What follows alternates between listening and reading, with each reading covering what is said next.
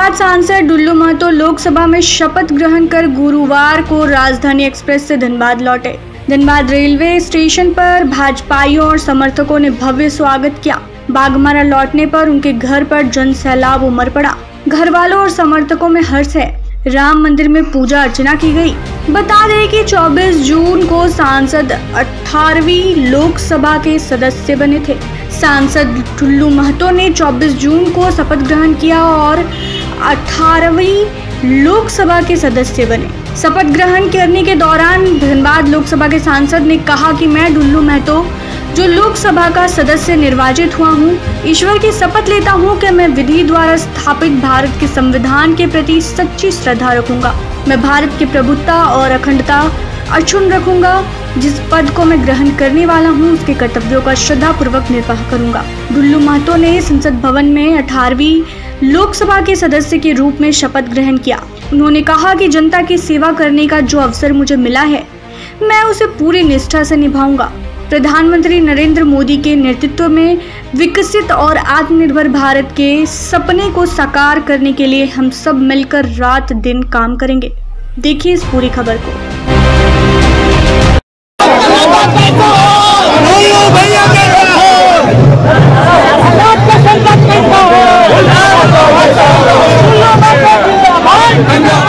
मिली फिर बाजा की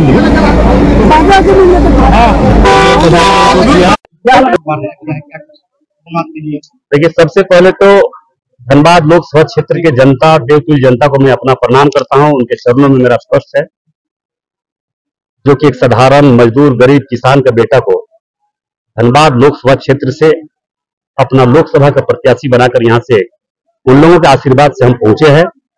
निश्चित तौर पर लोकसभा में जाने के बाद बहुत तरह का अनुभव हमें प्राप्त हुआ है। इस प्राप्त के दौरान जो धनबाद में बहुत लंबे समय से इस क्षेत्र में समस्या पड़ा हुआ है और बहुत लोगों के द्वारा एक आशा भरे निगाहों से अपना आशीर्वाद देकर हमें धनबाद लोकसभा क्षेत्र का एक जनप्रतिनिधि के रूप में, लोकसभा सदस्य के रूप में भेजा गया है। मैं ये जरूर आश्वस्त करना चाहूंगा सभी भाई बहनों से कि जातवाद और क्षेत्रवाद से ऊपर उठकर धनबाद और झारखंड प्रदेश के विकास के क्षेत्र में काम करने के लिए और हमें आशीर्वाद और सहयोग की जरूरत है। और मुझे पूरा विश्वास है कि झारखंड प्रदेश में आज अगर किसी भी प्रकार का अगर कमी है, अगर नहीं हो पाया है, तो सिर्फ और सिर्फ गलत मानसिकता के चलते, संघर्ष नहीं करने का क्षमता रहने के कारण। और आज आप देख रहे हैं कि जात पात के नाम पर राजनीति बहुत ज्यादा उछलता जा रहा है।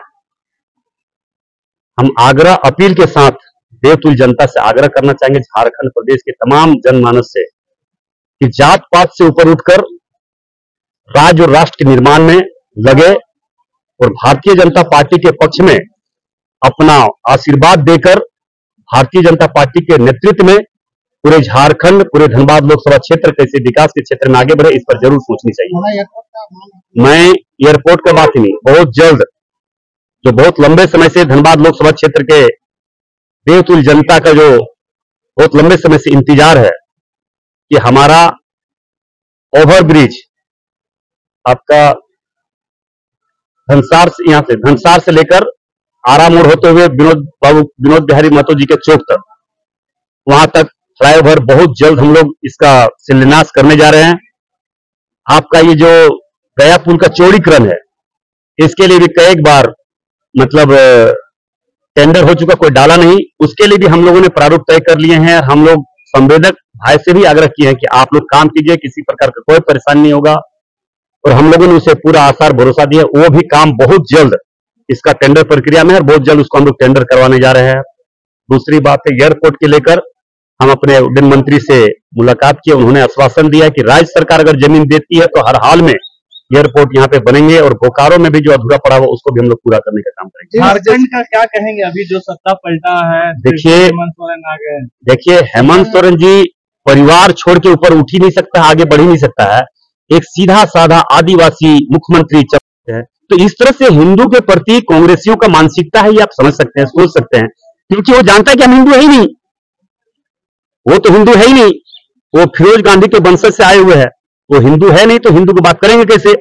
इसलिए हम किसी का टीपा टिप्पणी नहीं करेंगे, मगर हिंदू का विरोध करने वाले कोई भी व्यक्ति हो, चाहे राहुल गांधी हो, चाहे कांग्रेस के कोई भी लीडर हो या कांग्रेस हो, उसका हर हाल में हमारे हिंदू शक्ति हिंदुत्व वाले लोग, सभी भाई बहन, झारखंड प्रदेश के लोग, आदिवासी, दलित, गरीब, शोषित, पीड़ित लोग, सभी लोग हम लोग उसका घोर विरोध करते हैं, उसका निंदा करते हैं।